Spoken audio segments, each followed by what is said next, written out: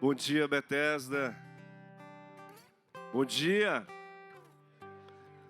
Que bom estarmos juntos em mais um domingo, domingo de celebração da fé, de reencontros, domingo onde a gente se reúne de uma maneira comunitária para acender no nosso coração o testemunho que faz o sentido da nossa fé, que é o testemunho de Jesus.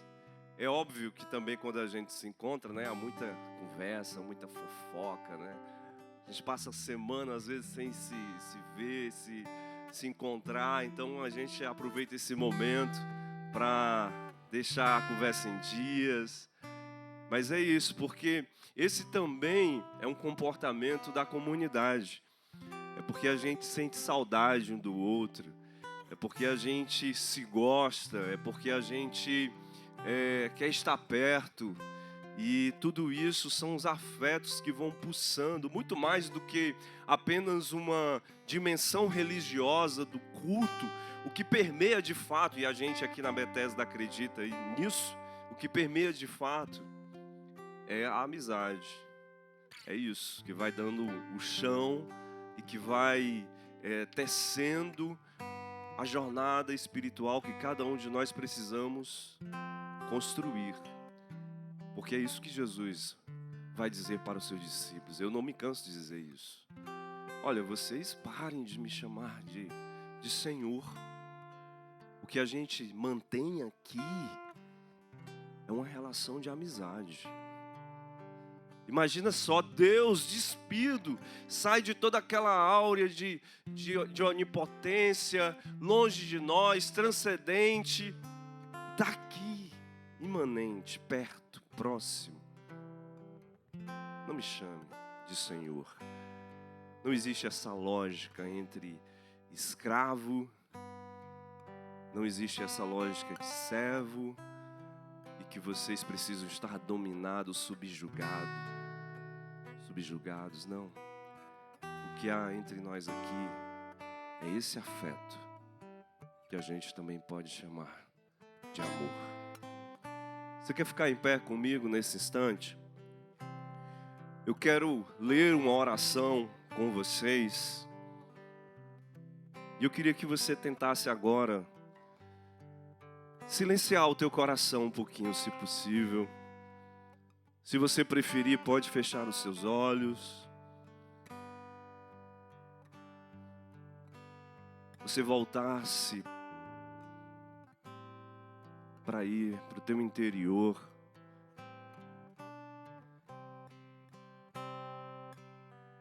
Tateando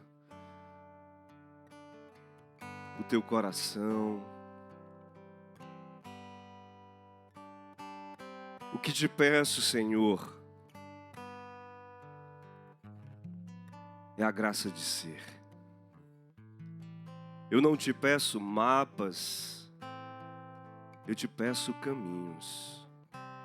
O gosto dos caminhos recomeçados, com suas surpresas, com as suas mudanças, com a sua beleza. Eu não te peço coisas para segurar, mas que as minhas mãos vazias se entusiasmem na construção da vida. Eu não te peço que pares o tempo na imagem predileta, mas que me ensines e ensine meus olhos a encarar cada tempo como uma nova oportunidade. Afasta de mim as palavras que servem apenas para evocar cansaços, desânimos e distâncias. Que eu não pense em saber já tudo acerca de mim e dos outros. Mesmo quando eu não posso ou quando não tenho, eu sei que posso ser simplesmente. E é isso que eu te peço, Senhor, a graça de ser de novo.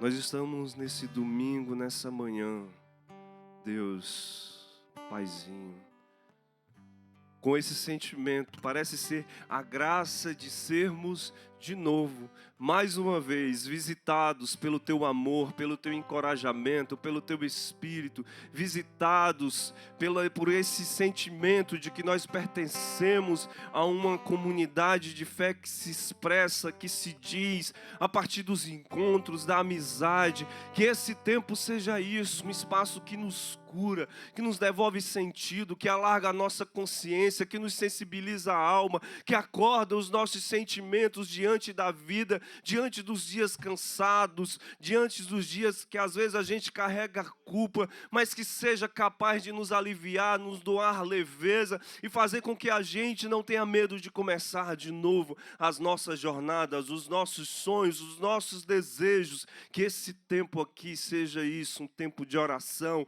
um tempo de louvor, um tempo de palavra que atravessa o nosso coração, mas acende esperança, palavra que atravessa o nosso coração, mas acende novos sonhos e desejos, palavra que atravessa o nosso coração, mas nos põe de frente ao nosso destino, e com isso a gente tecer a nossa vida, a nossa jornada. Que esse tempo seja também um tempo de cuidado, de reparação, de fazer com que a gente se sinta em casa, que a gente descalce os nossos pés e diante de Ti a gente possa ser, simplesmente ser, e sendo a gente se sinta encorajado para continuar e não desistir de construir uma vida bonita a partir do que a gente é, com as nossas sombras e luzes, com as nossas ambiguidades, mas também com as nossas virtudes, e que esse tempo seja isso, um tempo onde a gente louva esse testemunho, que é radicalmente amor,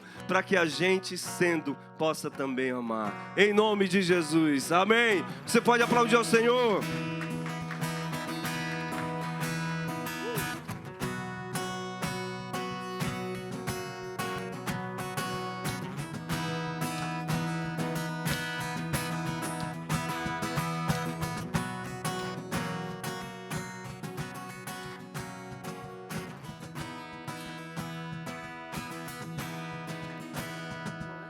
Veja o amor do Pai, mistério que não posso entender.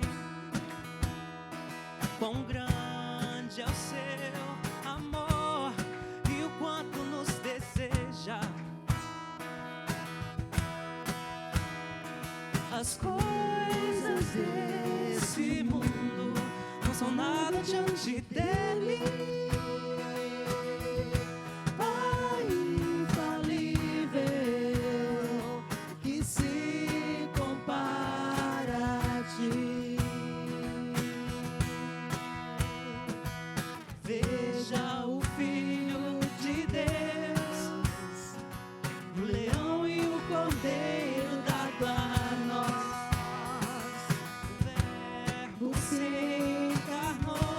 Salvador da minha alma,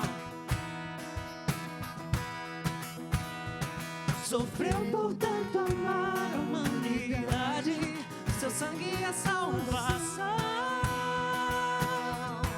Jesus Messias, o justo se entregou, não foi o fim.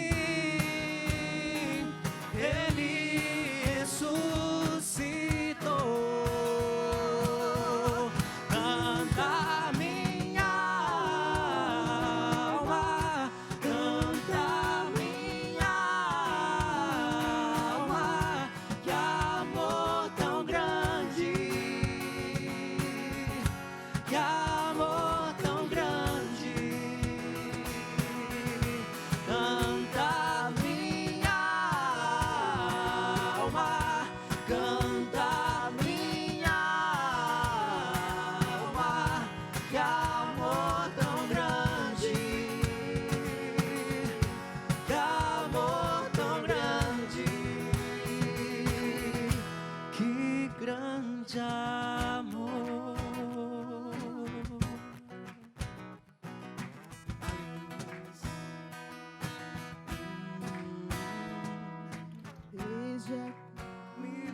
está o Espírito queimando em meu ser, amigo e protetor que me leva à verdade, traz luz pro meu perdido coração, até meu tempo aqui findar. Ó Santo Espírito, teu reino quero ver. Ó Santo Espírito, faz em mim o teu querer, Senhor. Minha alma canta, minha alma, que amor tão grande, que amor tão grande. Canta minha alma, canta minha alma, que amor tão grande, que amor tão grande. Que grande amor, que grande amor, que grande amor. Oh, que grande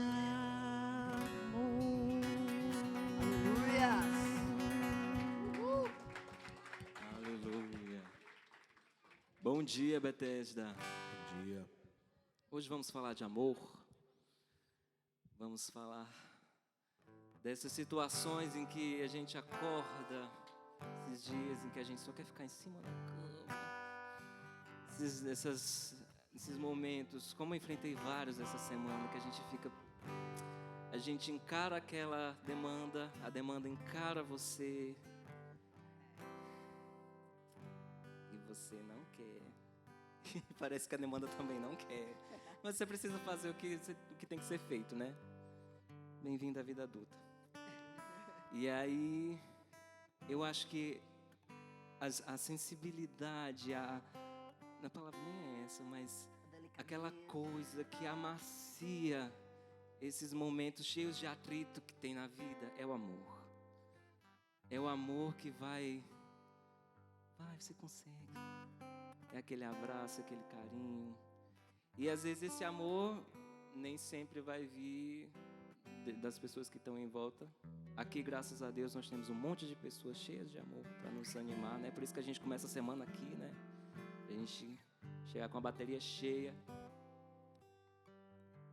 Mas nesse momento especificamente, eu quero te treinar um pouquinho para durante essa semana ver com esse olhar sensível, assim, nesta demanda que difícil, neste momento cheio de atrito, nessa hora que o sangue ferve, o amor de Deus está lá. Ele é maior do que essa situação, Ele é maior do que eu. Eu vou conseguir passar por isso. Com a graça de Deus, com o amor de Deus, eu vou passar por isso. Vamos lá? Mesmo quando nos sentimos fracos, tristes e sem direção, Ele será a nossa força. Vamos lá?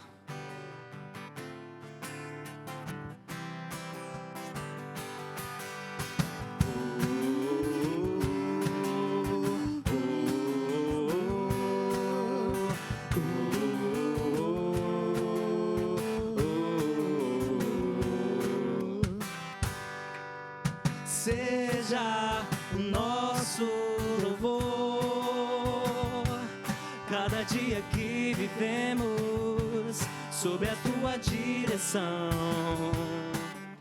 Seja o nosso viver, ouvir a tua voz e te obedecer.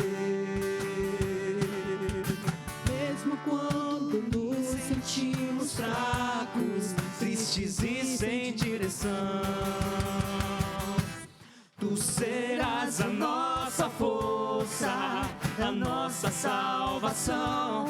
Tu serás a alegria do nosso coração. O Senhor é nossa força, é nossa salvação. Ele é a alegria do nosso coração.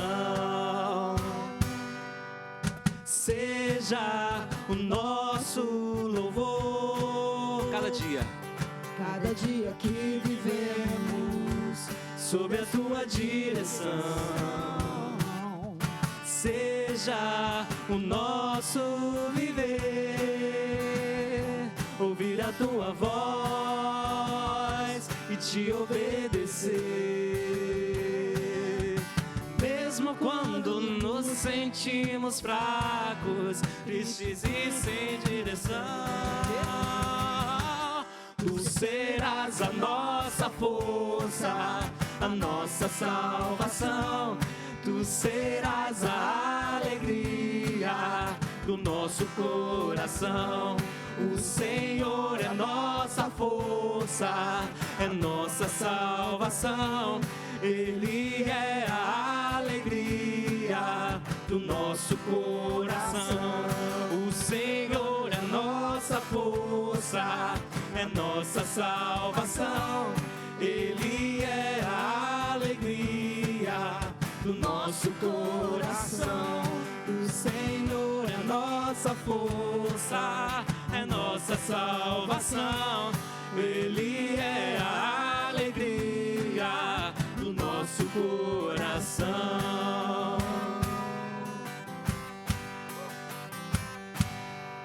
Aleluia. Aleluias.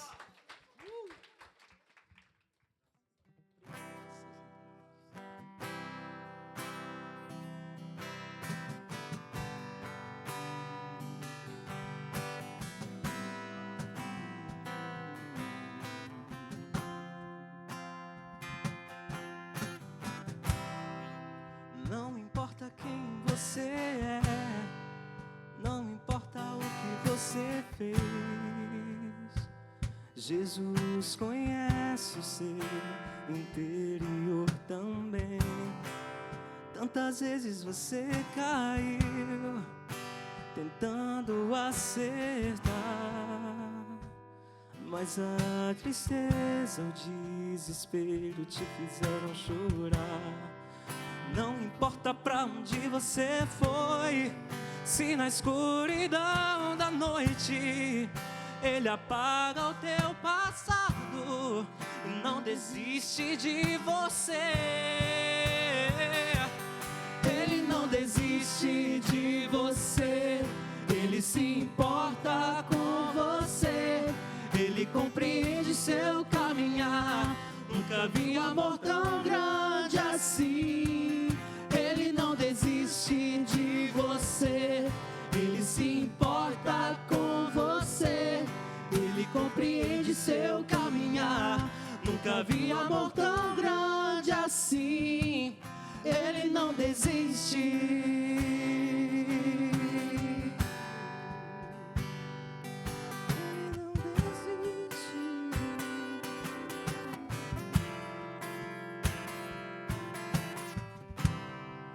Não importa quem você é, não importa o que você fez, Jesus conhece o seu interior também.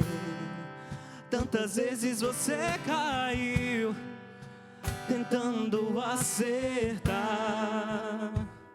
mas a tristeza, o desespero te fizeram chorar. Não importa pra onde você foi, se na escuridão da noite Ele apaga o teu passado, não desiste de você. Ele não desiste de você, Ele se importa com você. Ele compreende o seu caminhar, nunca vi amor tão grande assim. Ele não desiste de você, Ele se importa com você.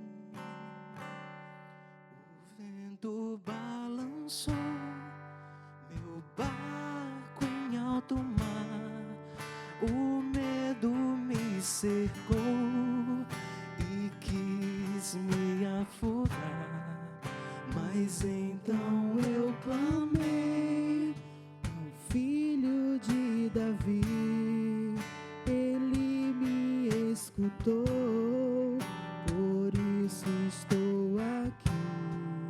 O vento ele acalmou, o medo repreendeu, quando ele ordenou, o mar obedeceu.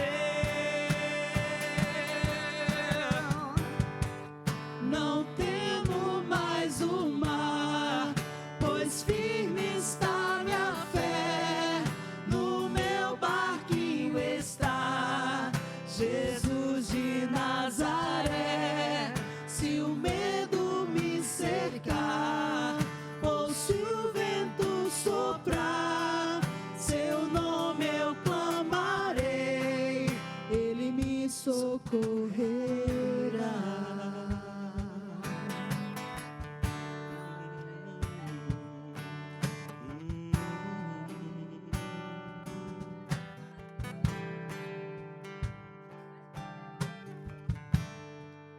O vento balançou meu barco em alto mar, o medo me cercou e quis me afogar. Mas então eu clamei ao Filho de Davi, ele me escutou, por isso estou aqui. Ele acalmou, o medo repreendeu, quando ele ordenou, o mar obedeceu. Não temo mais o mar, pois firme está minha fé, no meu barquinho está Jesus de Nazaré. Se o medo me cercar, ou se o vento soprar, seu nome eu clamarei, ele me socorrerá. Não temo mais o mar, pois firme está minha fé, no meu barquinho está Jesus de Nazaré. Se o medo me cercar, ou se o vento soprar, seu nome eu clamarei, ele me socorrerá.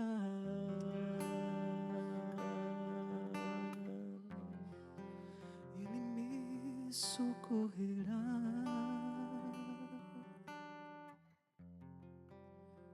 Me socorrerá.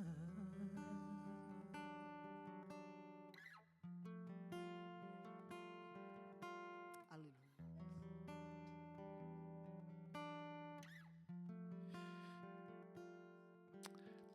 Amém. Podem sentar. Obrigado, Zeque, Margi, minha amiga Darlene, Wendel, Márcio, Neném, que conduziram esse tempo de oração. Eu gosto sempre de dizer que a música ela tem essa força, né? Ela ora aquilo que a gente não consegue orar. Ela fala daquilo que a gente não consegue traduzir acerca dos nossos afetos, daquilo que está pulsando dentro da gente, as nossas emoções, o sentimento, né, de pertencimento. A canção, a música, ela tem essa capacidade. E às vezes nem é dentro de uma racionalidade daquilo que a música, a letra em si está falando, mas é o jeito que a sonoridade vai envolvendo a gente, vai tocando a nossa pele e acordando ali um sentimento que a gente precisa, de alguma forma, fazer florescer dentro da gente, e a gente se sente acolhido, e a gente se sente misteriosamente junto ao sagrado. Eu tenho muitas dessas experiências quando eu corro, coloco uma canção, sempre estou com música no ouvido e de repente eu estou desabando. É bom que ninguém percebe que é a lágrima e o suor junto e a gente vai inundando a camisa, o rosto, e sempre são experiências que os pais do deserto falam sobre a apofasia, né? O apofático. Não existe uma catequese, não existe uma forma doutrinária de fazer com que a gente se sinta nesse espaço, nesse lugar, nessa experiência. É o apofático, né? que é ali, é a visitação do sagrado naquele instante. Não existe uma receita, não existe um modelo como que a gente consiga sentir isso. Apenas sente. E que bom que esse espaço também aqui da igreja, nesse momento de oração cantada, seja esse lugar também para você e para mim. Amém? Gente, que fim de semana bonito, hein? A gente teve encontro das mulheres, né? Teve encontro dos homens. E eu queria chamar o Zeque, que ele já está aqui, já está aí, para falar do nosso encontro que a gente vai ter no próximo sábado. Dá o teu reclame aí, cara. Meu reclame. Bom dia, né, Bethesda? Eu sou o Zeque, para quem não me conhece ainda. Dia 4, às 18 horas, lá na casa do Johnny. Outubro. Próximo sábado. Não tem erro. A gente vai estar se reunindo, né? A gente vai estar retornando com as atividades do nosso grupo LGBT, da Bethesda, depois de alguns meses, né, engavetados. Espero ver vocês lá. Esse é um grupo para pessoas LGBT, mas também para familiares de pessoas LGBT, amigos de pessoas LGBT. Você não precisa ser necessariamente LGBT. Se você for um aliado, você é muito bem-vindo a estar com a gente na nossa reunião. E a gente vai estar retomando as nossas atividades com esse tema, o que falta em você, que é um momento que a gente vai tirar para refletir, né, sobre as nossas vivências espirituais na igreja, como que a pessoa LGBT dentro da igreja, às vezes ela se apresenta de uma forma podada, limada, né, incompleta. Ela não consegue estar inteira, digamos, na presença de Deus, não consegue estar inteira em igreja. E vamos discutir, entender, né, pensar como que a gente pode, como que a gente lida com essa questão e como que a gente pode viver melhor de forma mais inteira na presença de Deus, em igreja, em comunidade, como é que a gente pode promover essa cura, né, como muitos dos nossos irmãos gostam de pregar sobre cura. Eu acredito, pelo menos na minha experiência, né, que a cura se dá nessas relações saudáveis, quando a gente aprende a viver de uma forma saudável, como Deus nos fez para viver, né, em comunhão, em relação. Então, este é o momento, sábado, dia 4, a data ali eu já tinha corrigido, né, Raul, né? Amigo, me ajuda. Às 18 horas, Marbella Home Club, você vai chegar e vai dizer: vim para a reunião do Johnny, no salão de festas.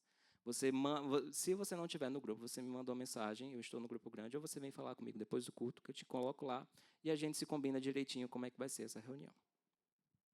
Obrigado, Zeque. Vai ser muito bom, já tivemos outras reuniões, outros encontros lá em casa, e é sempre bom fazer com que a gente possa estar mais perto, junto, ouvindo, aprendendo, né? Porque esse é um espaço também de aprendizado. A gente precisa, não se desconstrói a questão dos preconceitos apenas a partir de uma percepção legal, né?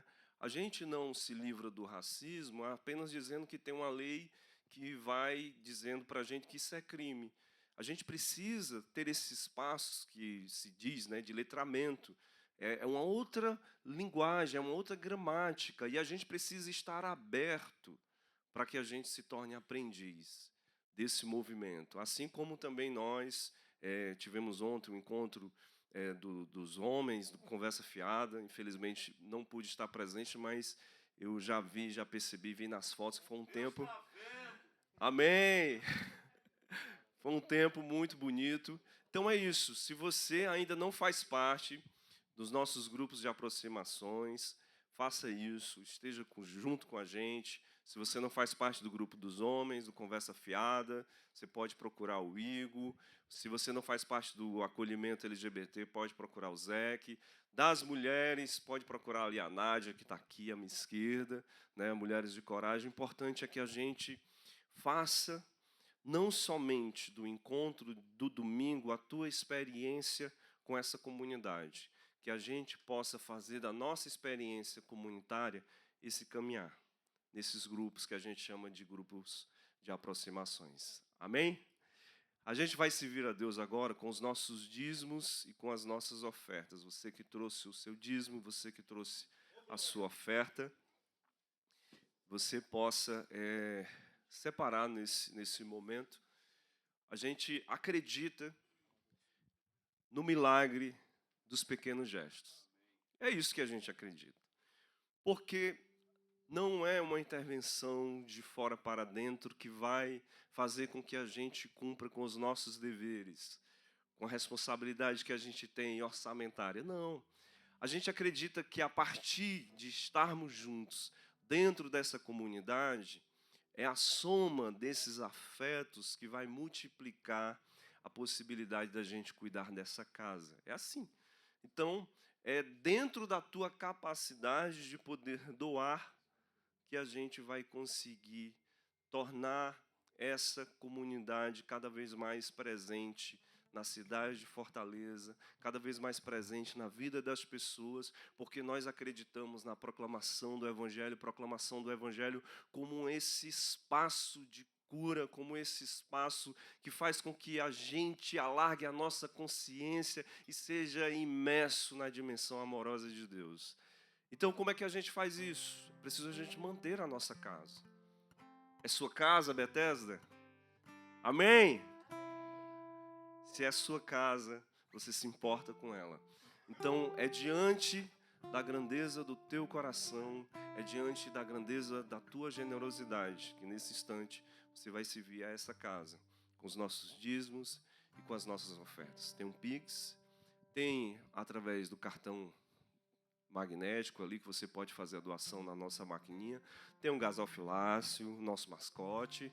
Vou chamar ele de mascote aqui, quase. Né? Se você ainda usa dinheiro, tem um envelope aqui, tá? Que você pode fazer a sua doação. Como esse ato de solidariedade, de generosidade. A gente vive uma sociedade marcadamente pelo egoísmo.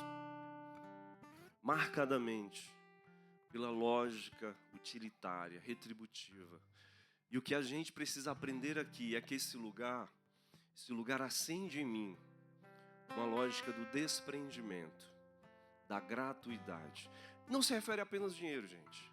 Eu gosto sempre de fazer isso. Não é somente a partir do dinheiro, mas é a tua forma de existência, a minha forma de existência que precisa ser assim, tocada por esse desprendimento. É quando eu me disponho a escutar alguém. É muito mais do que você dar alguma coisa, mas é você ser presença. É muito mais do que você apenas se livrar de um problema. Não é isso que a gente quer aqui. Deixa eu te dizer isso. Palavra de Deus para o teu coração. Dízimo e oferta aqui nessa igreja não é se livrar de um problema. Ó, tá aqui, pastor, meu dinheiro, tá aqui a minha oferta. Não. É um exercício espiritual. Para você, para mim. Conte comigo. É esse projeto que eu acredito. É esse jeito de viver que eu entendo que eu preciso para a minha vida. Que seja isso, em nome de Jesus. Deus, nós queremos ser assim. Gente desprendida na vida. Que se importa com as pessoas. Que se importa com um projeto e com esse lugar e com esse espaço que diz assim, é meu, é esse meu lugar. Essa é a minha casa. E eu que contribuo singelamente, mas é do tamanho do meu coração, com simplicidade, mas é com a intensidade de um amor. Que seja isso, que sejamos dom na partilha, na escuta e no encontro, cada um de nós, cada uma de nós, em nome de Jesus. Amém. As nossas crianças também podem sair, viu? Já para o seu encontro.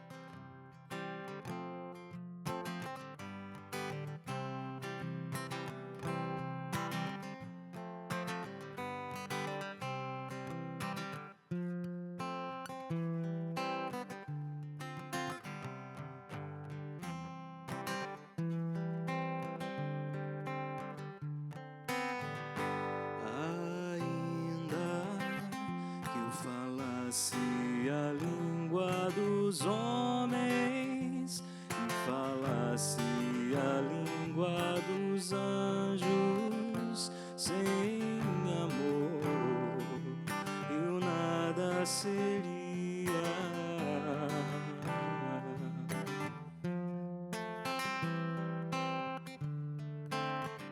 É só o amor, é só o amor que conhece o que é verdade. O amor é bom, não quero mal, não sente inveja ou sim vai desce.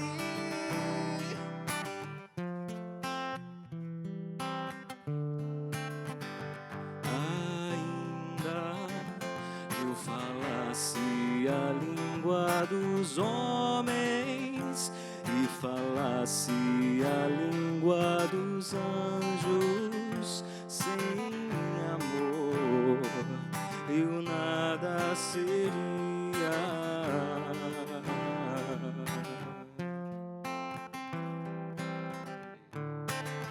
É não querer mais que o bem querer, no solitário andar por entre a gente. É um não contentar-se de contente, é cuidar que se ganhe e se perder, é estar-se preso por vontade, é servir a quem vence o vencedor, é ter por quem nos mata lealdade, tão contrário a si é o mesmo amor. Estou acordado e todos dormem, todos dormem, todos dormem. Agora vejo em parte, mas então veremos face a face. É só o amor, é só o amor que conhece o que é verdade. Ainda que eu falasse a língua dos homens e falasse a língua dos anjos, sem amor eu nada seria.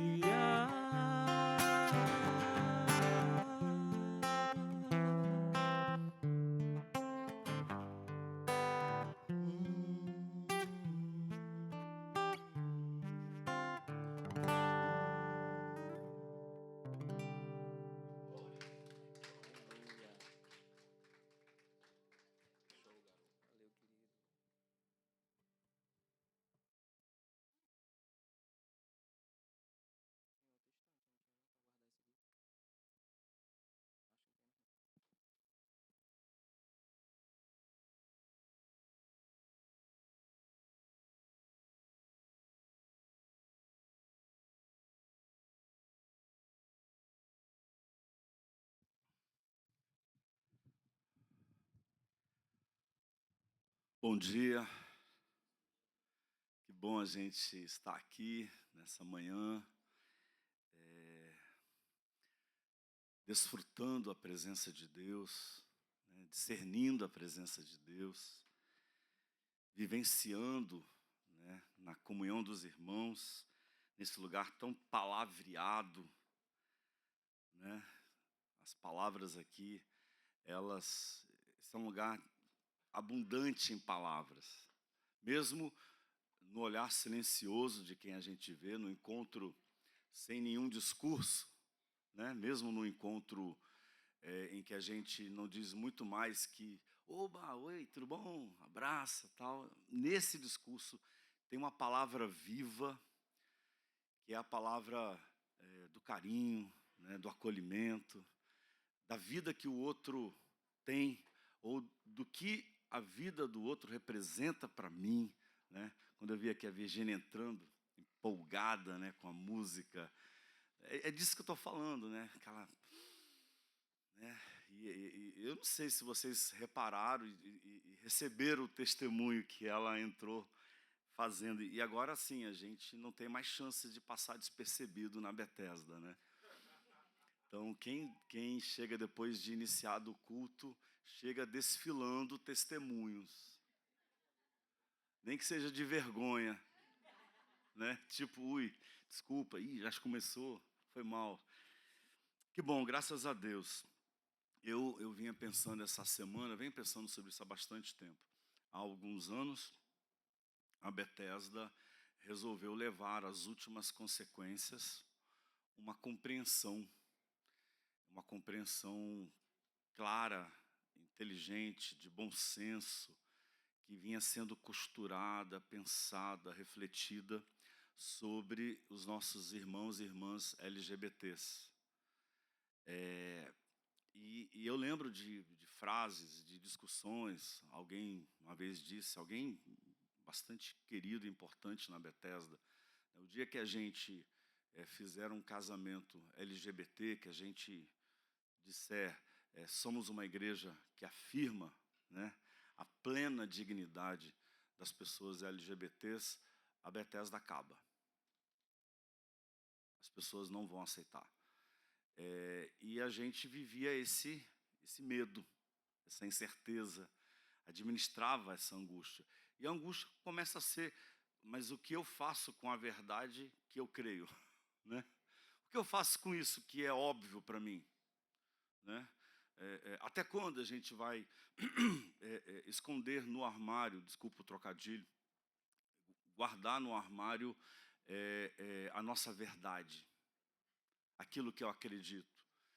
E quando a gente rompeu e disse, é o que cremos, é o que somos, alguns eventos puxaram, né, coordenaram esse caminho.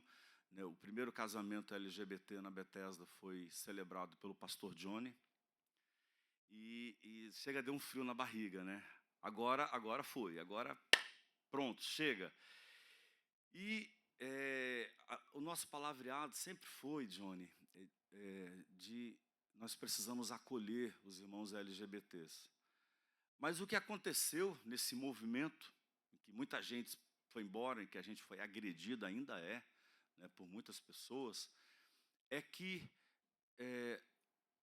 eu vejo a pergunta de uma outra forma. Somos nós que acolhemos irmãos LGBTs ou são os irmãos LGBTs na história da Bethesda que estão nos acolhendo? Eu não sei mais. Eu achava que era a Bethesda que acolhia. Então esquece esse negócio de igreja acolhedora, né? De acolhimento. Esquece, não é isso.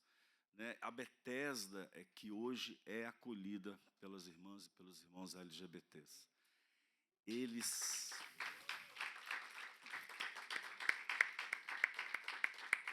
Eles tomaram conta da Bethesda. Está sendo lindo demais. Esse grupo que vai se reunir no sábado, eu gosto de todos os grupos, de todos os irmãos, tá? Não fica chateado comigo, mas é o meu grupo preferido. Porque tem uma força, um apelo, uma graça, uma beleza que a diversidade desses irmãos oferece a nós, que não dá para seguir do mesmo jeito. É Deus, né? A gente fala assim, né? A gente fala com Jacó, Deus estava aqui e eu não sabia. Como é que chama isso? Betel. Isso é casa de Deus. Deus mora aqui. Mas assim, mas não tem nada dizendo. Como é que é o nome? Eu não sei dizer o quê, mas Deus está aqui entre nós. Que bênção. Minha gratidão, minha enorme gratidão aos irmãos. Eu quero convidá-los à reflexão da palavra. E nós vamos fazer isso num salmozinho fofinho, queridinho, que a gente acalenta, que é o Salmo 23. Eu volto a ele tantas vezes. E a gente vai pensar isso que eu propus como tema, né, a experiência de Deus, experimentar Deus. Antes do conceito, antes da organização, antes da doutrina, antes da briga entre ortodoxia e heterodoxia, ou entre tradição e heresia, antes dessas disputas do ordenamento, do regramento, né, da rigidez do pensamento, do atrelamento entre o valor da nossa instituição com a afirmação da doutrina, né?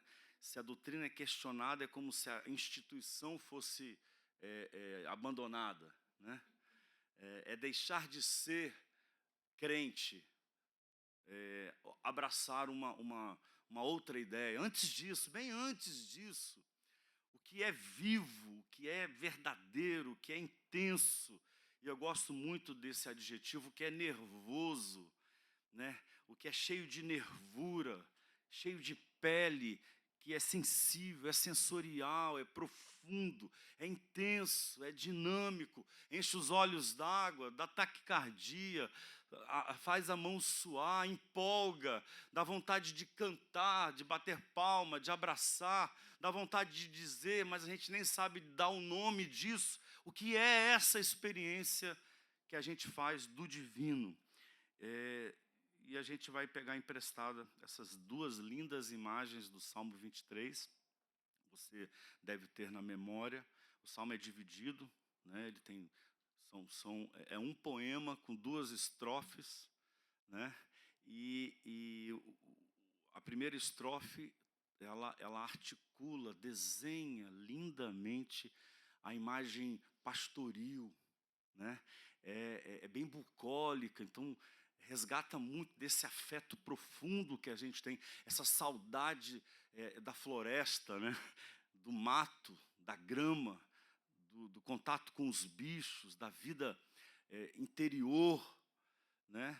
Que é a imagem do pastor, cuja presença é suficiente para acalmar o coração, a despeito de todos os perigos que a travessia significa e oferece. A segunda imagem é também uma imagem de muito afeto, que é a imagem de um anfitrião. Alguém que me recebe, ele abre uma garrafa de Malbec argentino,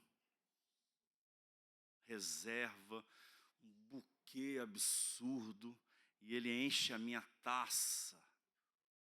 É a imagem do texto. Enche a minha taça, põe uma mesa, nessa mesa tem pães italianos, pães de longa fermentação, né? Tem queijos, tem fiambres, salames, né? Tem picanha.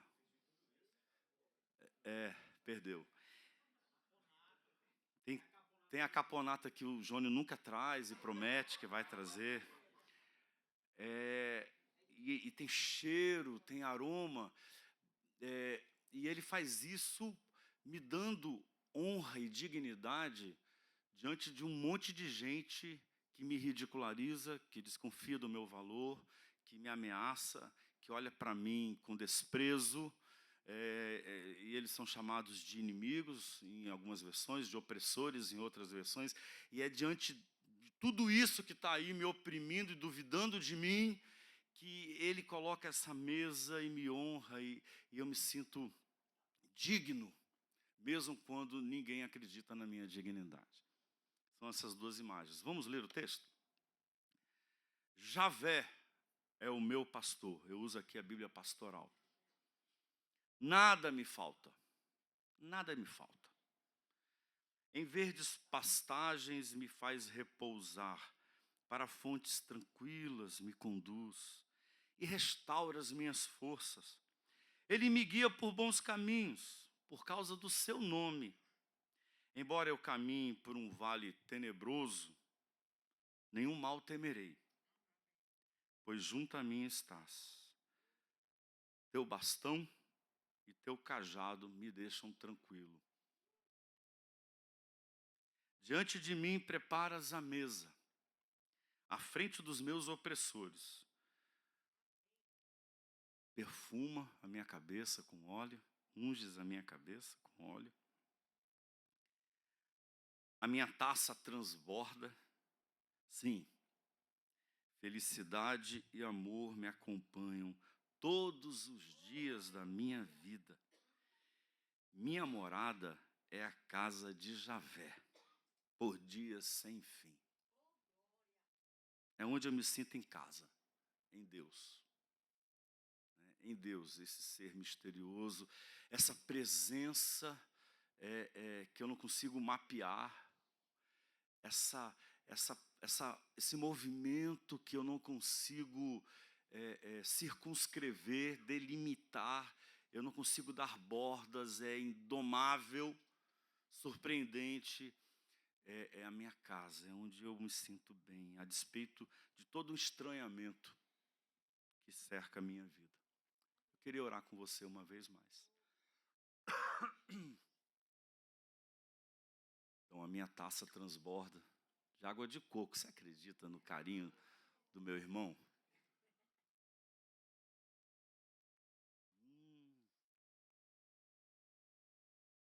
Amém, Deus, amém. Amém. Quem tem um amigo desse, rapaz, tem um ouro, viu? Tem um ouro. Estou falando do Igor. Ele faz essas graças com a gente. Deus, nós estamos aqui e todos nós temos uma travessia. Algumas dessas travessias têm turbulências dificílimas, têm problemas insistentes, problemas que já se achou teriam ficado no passado e eles reaparecem, e eles ameaçam. Tem essas reticências angustiantes. Algumas travessias têm medo, têm dúvida, vergonha. E nós nos reunimos aqui porque nós precisamos experimentar a Tua presença, que é uma presença que nos pastoreia, que enche a nossa taça, é uma presença que nos faz ter esperança entre tantas situações desesperadoras. Senhor, cuida do coração desse homem com quem eu divido essa palavra hoje. Senhor, cuida do coração dessa mulher, que ela possa experimentar o afago e o aconchego da Tua presença a despeito do mundo de desamparo no qual nós vivemos. Em nome de Jesus. Amém. O que é que vem primeiro na fé? Na fé. Isso que é a experiência de acreditar. E eu falo aqui da fé em um Deus, da fé no divino. A palavra Deus é a palavra que a gente tem, né? A palavra que veio do latim, do grego, não é? É a palavra que chegou a nós. Para os judeus eram tantas as palavras, né? Nós lemos uma delas, a mais importante, que sequer tinha vogal, impronunciável, Javé, Yavé, Yeoa, né? O que vem primeiro na fé? A imagem que a gente tem de Deus ou a experiência de Deus, ainda sem a imagem? Para a qual eu preciso dar uma imagem? Para a qual eu preciso dar um nome? O que é que vem primeiro? Essa experiência com o inominável que Jacó, né, diz, Deus está aqui e eu não sabia. Essa experiência com o inesperado, o inusitado, o surpreendente, o misterioso. O que é que vem primeiro? Ou a imagem com a qual eu fui educado, a imagem que eu aprendi a ter de Deus, a imagem que chegou a mim no artifício necessário da educação, do sermão, da doutrina,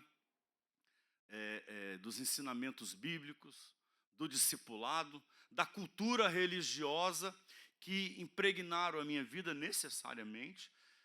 E eu aqui não desqualifico, não pretendo aqui diminuir o valor, né, das imagens que a gente aprende, são tão ricas. Aliás, a Bíblia é a história das imagens que foram sendo coladas sobre a experiência. Então a pergunta é essa: o que vem primeiro?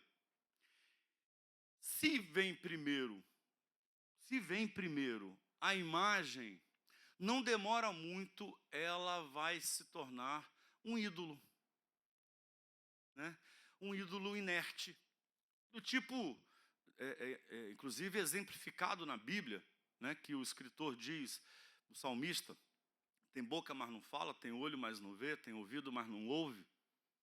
Né? É um ídolo muito bem esculpido, muito bem construído na sua tradição.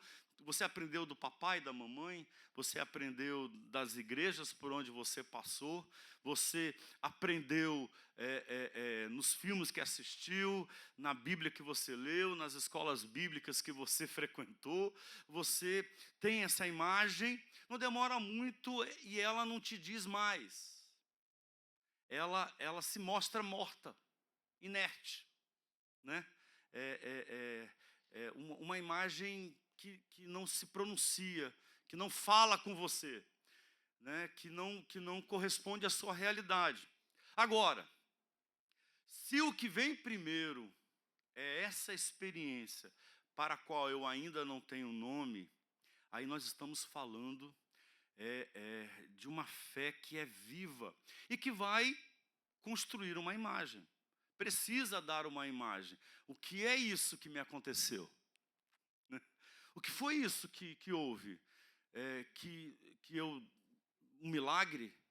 Um milagre, porque eu achava que a casa tinha caído, eu achava que a minha história tinha colapsado, e eu olho agora, estou aqui de pé, seguindo, e aquilo que eu achava improvável está acontecendo, e aquilo que eu achava impossível, um sonho distante, começa a criar forma, né? Qual o nome? Que nome eu dou a isso? Né? Um livramento, né? São imagens que eu vou desenhando do divino, né? Porque eu, de fato, experimentei algo que é anterior ao nome, como diria Clarice Lispector, né? Que os especialistas chamam de intuição. Antes de racionalizar, antes de delimitar, de conceituar, de sistematizar, isso é algo indomável, é uma força, né? São ondas de energia, de eletricidade. Eu estou usando outras imagens aqui para tentar dizer o que é isso que acontece, que movimentou a minha vida, que mexeu comigo, sem o que eu não sou, sem o que eu não existo, que me salvou, que me estendeu a mão, mas eu não sei dizer o que exatamente. Jesus encarna essa experiência que vem acontecendo desde o início, né? Aconteceu com Gideão, e ele disse, Deus é paz, e eu achei que eu ia ser fulminado, que ia cair um raio na minha cabeça, quando eu tive essa experiência com esse ser que me chamou para não desistir da luta, né? Aconteceu com Elias, e Elias descobriu que não é fogo, que não é tempestade, que não é vento poderoso, mas é um assovio tranquilo, uma brisa suave, né? Aconteceu com todos eles, e Jesus encarna isso em muitas cenas. Uma das que eu mais aprecio é a da cura do homem paralítico no tanque Betesda. O homem está lá a vida inteira, num lugar supersticioso, largado à própria sorte. Havia uma crendice periférica, marginal, totalmente irracional, incoerente, à beira da insanidade, de que quando a água se mexia, e era o sistema de aquedutos, né? Quando a água se mexia, era um anjo que passava. E quem chegasse primeiro, 1, 2, 3 e já! Quem chegasse primeiro recebia aquela força, aquela energia e era curado. Aí ele dizia, né, eu não tenho ninguém que me ajude. Um homem largado ali ao absoluto desamparo, ninguém que me pegue no colo e saia correndo comigo, porque dos miseráveis eu sou o maior miserável. Eu sou um miserável que nem consigo andar. E aí Jesus chega, pergunta para ele, e Jesus o manda andar. Ele está ali, ele diz para Jesus a realidade dele, acontece isso mesmo, acontece, o pessoal vai lá e diz que funciona. Né? Esses dias eu vi um cara que dizia que tinha lepra e estava bom, mas eu não consigo chegar. Se tivesse alguém que me ajudasse. E aí Jesus, contrariando toda aquela lógica, não participa daquilo, não pega o homem no colo e joga na água, ele não inventa uma outra superstição, ele não dá a ele outro amuleto, ele diz, fica em pé. E aí ele fica em pé, se assusta e começa a pular, né? Começa a pular, que nem a Zildinha que, apesar do joelho, pula de alegria e fala em língua, né? E sapateia, e sapato de fogo. E começa a pular, mas é sábado, e a religião diz que no sábado não pode fazer esse tipo de coisa, ter esse comportamento assim, fora dos parâmetros. Sábado é dia de silêncio, é dia de ficar sentado. Engraçado, né? Esse homem foi carregado pela cama a vida inteira e a religião parece nunca ter se incomodado. O dia que é ele que carrega a cama, a religião se incomoda. Aí eles fazem uma pergunta para ele, quem foi? O que foi isso aí? O que foi isso? Quem foi? Ele fala, rapaz, eu não tenho a menor ideia o que foi isso. Não sei, o que é isso, bobo? Não faço a menor ideia do que seja. Não sei o nome dele. Ele não tem nome para dar. Essa foi a experiência com Jesus. Jesus não chega aqui e fala assim, ó, sou Deus, hein? Segura a tua onda aí que eu sou Deus. Não faz, ele anda entre as pessoas e aí ele vai passando por eles e, não é Deus, mas é, né? Não é Deus, mas é divino. Só pode ser Deus. Será que é? Né? Não, é Satanás, é o diabo, é o cão, é o demônio, alguém disse. E aí ele diz, eu não sei dizer quem é, só sei dizer que eu vivia dessa forma. E depois disso que me aconteceu, esse acontecimento chamado Jesus, ele não diz o nome, mas ele vai depois descobrir, depois desse acontecimento, que ainda não tem nome, mas vai receber, eu comecei a andar, só sei disso. É a experiência mais crua e mais nervosa com Deus. Não está organizado ainda, a gente não sabe se essa experiência é ortodoxa, a gente não sabe se essa experiência não é uma heresia, não se encaixa nesses parâmetros de diabo, Satanás, Deus, demônio, certo, errado. É uma experiência esperançosa, de recomeço, de se colocar em pé, depois de passar a vida deitado. Nós cantamos aqui, linda canção, né, da experiência dos discípulos no barquinho. Né? E aí, eles estão ali, vamos morrer. E, pô, cara, você não se importa, não vai fazer nada para todo mundo aqui se virando, tirando água do barco com o que tem na mão. E você aí, a gente vai morrer, você não se importa. E aí ele manda tudo ficar quieto, calmo. Aí eles olham, né? Você aí diz, que diabo é isso? Que é isso? Que é isso? Quem é este que fala com a tempestade? Que contraria o naufrágio? Quem é esse que contraria o que estava condenado a afundar? Qual o nome? Não sei. Hoje a gente dá nome, organiza, tem cristologia. Hoje a gente tem cristologia, né? Tem kinesiologia, que é a doutrina da kenosis, do grego, significa esvaziamento, a encarnação. E quando a gente olha aqui para o Salmo 23, a minha ideia aqui é que a gente não olhe para a imagem, para a gente não ficar na idolatria, que a gente sempre fica, sempre. Vez ou outra a gente tem que dar uma sacudida e jogar os ídolos fora, né? Os ídolos, os conceitos que perderam força, perderam graça, se desconectaram da vida. A vida está seguindo, fluindo, as coisas estão acontecendo e a gente ali olhando, né, bitolado, fixado num regramento religioso, né? Não olhar para a imagem que ele deu, mas olhar através da imagem.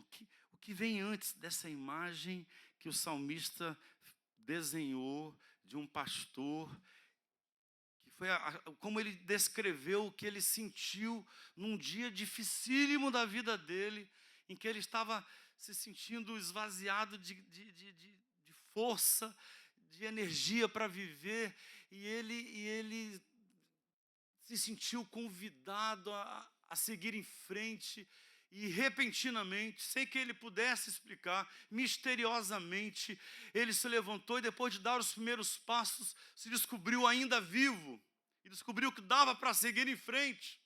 Aí ele diz: o que é isso?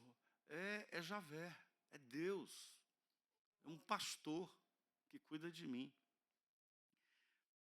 A crise da nossa fé é que a gente começa com onipotente, onipresente, onisciente, soberano, que controla todas as coisas. E aí eu estou propondo hoje uma sessão libertadora de iconoclastia, que é a arte de quebrar os ídolos. Eu falo aqui, irmãos, no sentido figurado, eu não estou falando da Nossa Senhora, não estou falando de Santo Antônio. Meu, taca o pé nesses ídolos que você tem. Taca o pé, meu. Você está perdendo sua vida ali. Você está morrendo junto com o ídolo, né? Nós precisamos fazer um outro movimento de recuperação da experiência mais viva, a mais delicada, menos organizada, menos teologizada, menos racionalizada, menos sistematizada, a mais intuitiva, a mais profunda, a mais delicada, uma experiência com o que está diante de nós, com o que nós vemos. E eu quero sugerir duas percepções, né, sobre a experiência que o salmista faz, a experiência que ele faz anterior à imagem. Primeiro, ele descobre valor em seguir em frente, mesmo quando as circunstâncias o convenciam de desistir. No cálculo, a casa caiu, acabou. As chances são nenhuma. O que vem pela frente é precariedade. O que vem pela frente é abandono. O que vem pela frente é vergonha. O que vem pela frente é incapacidade, é impotência. Estou cansado, exausto. Acabou. Fim de linha, né? E ele tem uma experiência em que ele abandona o cálculo das circunstâncias, das possibilidades, abandona as probabilidades, e ele tem uma experiência com o valor da travessia, com o valor daquele caminho.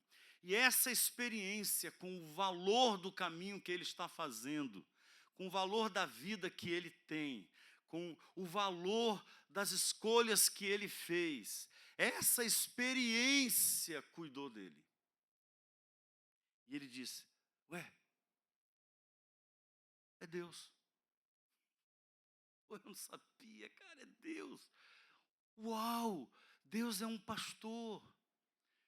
Um pastor, sabe quando o pastor tem ali o seu cajado, tem a sua roupa, e as ovelhas, só de olhar para a roupa do pastor, para a cor, né, para o semblante, para o cajado, ela sabe que é o pastor e dá para confiar. Foi o que eu vivi. Esse caminho é um caminho confiável a despeito de tudo. Não sei se vai dar certo. Tem morte ameaçando pelo caminho, não importa, o caminho é bom. A minha vida é digna. E por si só vale cada passo que eu dou nessa caminhada.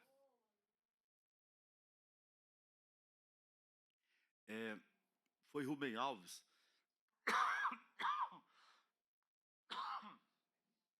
Perdão.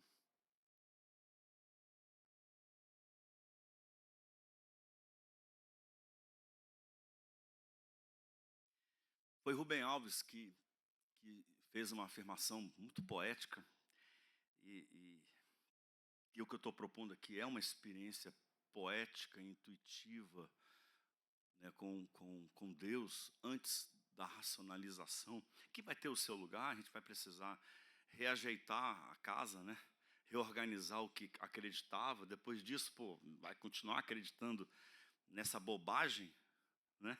Bora melhorar. Mas antes disso, ele disse que Deus não é um substantivo, brincando com as classes gramaticais. Deus não é um substantivo. Deus é a conjunção adversativa. O porém, o entretanto, o contudo, né? Ele é essa força que se opõe a um estado de coisas, que é o que faz a conjunção, né, adversativa. Ela coordena a oração, né? Ela nega a primeira oração e afirma uma outra oração. Ela coloca uma oração, uma frase, uma sentença em oposição à outra. Eu estou cansado. Todas as vezes que eu insisti, deu errado. Esse comportamento é repetitivo. Logo, vou desistir. No entanto,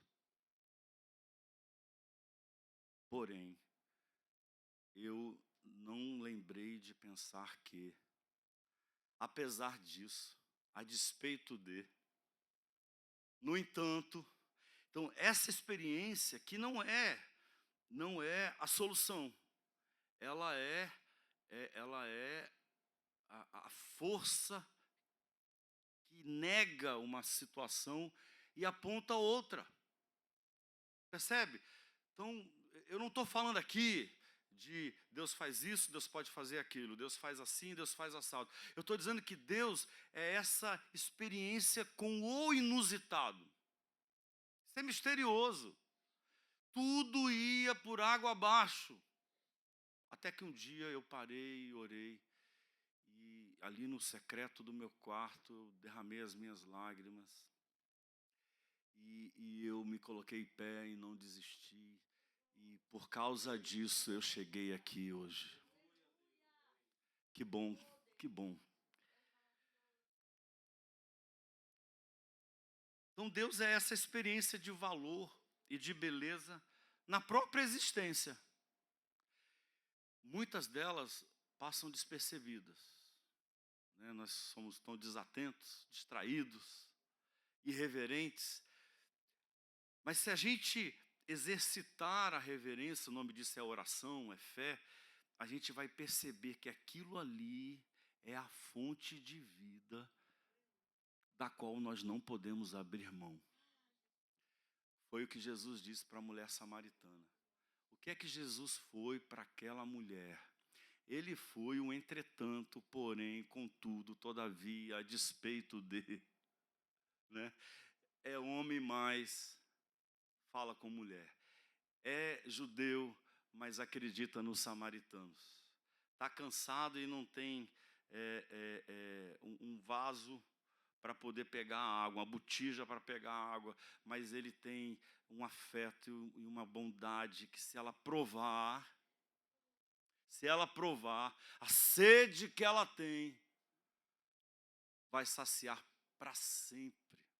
Do interior dela fluirão rios de água viva. Segundo, Deus é sentir-se em casa, ainda que o ambiente seja ameaçador. Ainda que nós estejamos numa condição de estranhamento, experimentar a hospitalidade, experimentar um lugar bom de se estar, gostar de estar aqui, a despeito de todas as hostilidades ao redor. a imagem do anfitrião, e eu já fiz esse desenho para vocês, né? É uma imagem muito bonita, porque ele não só desenha um anfitrião, como ele também desenha um desfile, né? Ele diz que a bondade, a misericórdia, a felicidade, o amor vão andar atrás de mim, né? Quando eu aprender a experimentar essa casa divina, que não depende das paredes onde eu estou, que não depende da estrutura social onde eu estou, que não depende da cultura da qual eu faço parte, que não depende do que está aí. Aliás, contraria o que está aí. Essa experiência é a experiência que ele chama de Deus. O poeta sabe o que é ter inimigos. Ele sabe o que é ser oprimido. Você sabe o que é estar cercado por olhares que te condenam, que te amarram, que te aprisionam, que tiram as suas forças. Ele sabe o que é isso. Sabe o que é estar desanimado. Sabe o que é ter vontade de jogar tudo para cima. Portanto, não há qualquer expectativa de que não existam desencontros. Ele sabe, estão aí desafetos, traições, sabotagens, conspirações, oposição. Menos ainda, ele desconhece que as forças, elas se esgotam. Ele sabe disso, mas ao orar, ele descobre a presença de Deus como um estrangeiro cansado, faminto e sedento descobre um anfitrião que lhe dá o fôlego que ele precisa, a saciedade que ele está buscando, o gosto de viver que ele tanto carece, e ele se sente ali renovado, dá para seguir em frente. Deus é descobrir-se querido a despeito de todas as dúvidas. É descobrir-se saciado a despeito de todas as carências. É descobrir-se honrado a despeito de toda a vergonha que já se sentiu na vida. Há uma canção que ela mexe muito comigo. Uma das vozes que eu mais admiro, que é a voz de Renato Braz. Eu convidei esses 3 artistas hoje de manhã. Esses 4 artistas. E dentre eles, Renato Braz, para nos ajudar a orar hoje de manhã, no desfecho desse culto. São eles, Renato Braz, por favor, seja bem-vindo. Milton Nascimento, por favor, tome lugar. Chico Buarque, por favor, deixe-nos ser abençoado pela sua voz. Dori Caymmi, vem, Dori, canta, Dori, ora, Dori, que eu oro com você, que a sua oração ora em mim. E eles vão cantar para a gente uma música que em francês, eu não descobri o compositor da música, pesquisei, não descobri, Le Quête, que é a questão, né? Sem pronúncia. Eu já passei um tempo aprendendo, mas não vou arriscar. Quando tem esse acento circunflexo, é o S que está ali, né? Le Quête. Le Quête. Em português, a tradução diz o sonho impossível. Então, a primeira parte da música, não se assuste, mas eu acho que você pode deixar que essa canção comece a embalar seu coração, se você quiser fechar os olhos agora. Se não quiser acompanhar a letra, você vai poder acompanhar a letra. Mas ela primeiro é cantada em francês, em seguida a voz de Deus canta a tradução em língua portuguesa. Querido Milton Nascimento.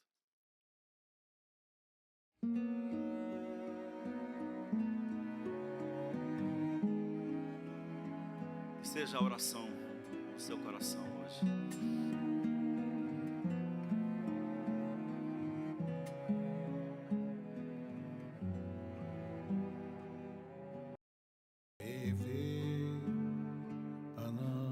d'impossibles rêves, porter les chagrins des départs, brûler d'une impossible fièvre, partir où personne ne part. Vem, Chico. Aimer jusqu'à la déchirure, aimer même trop, même mal, tenter sans forcer, sans armure, d'atteindre l'inaccessible toile. Telle est ma quête, suivre l'étoile. Peu m'importe mes chances, peu m'importe le temps ou ma désespérance. Et puis lutter toujours, sans question ni réponse, et donner pour l'or d'un mot d'amour. Je ne sais si je serai ce héros, mais mon cœur serait tranquille, et les villes s'éclabousseraient de bleu parce qu'un malheureux brûle encore, bien qu'ayant tout brûlé, brûle encore, même trop, même mal, pour atteindre à s'en écarteler, pour atteindre l'inaccessible étoile. Sonhar, mais sonho impossível. Lutar quando é fácil ceder. Vencer o inimigo invencível. Negar quando a regra é vender. Sofrer a tortura implacável, romper a incabível prisão, voar num limite improvável, tocar o inacessível chão. É minha lei, é minha questão, virar esse mundo, Cravar esse chão. Não importa saber se é terrível demais, quantas guerras terei que vencer por um pouco de paz. E amanhã, se esse chão que eu beijei for meu leito e perdão, vou saber que valeu delirar e morrer de paixão. E assim seja lá como for. E assim, seja lá como for, vai ter fim a infinita aflição. E o mundo Olha que lindo. vai ver uma flor brotar Do impossível. do impossível chão.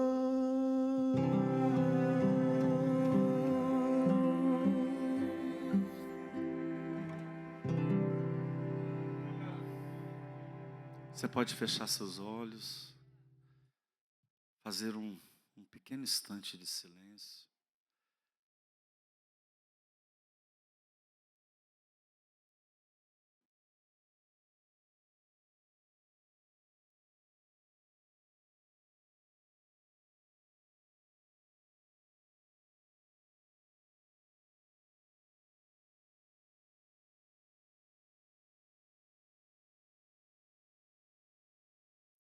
que a graça do inusitado Jesus, Filho de Deus, que o amor inesperado,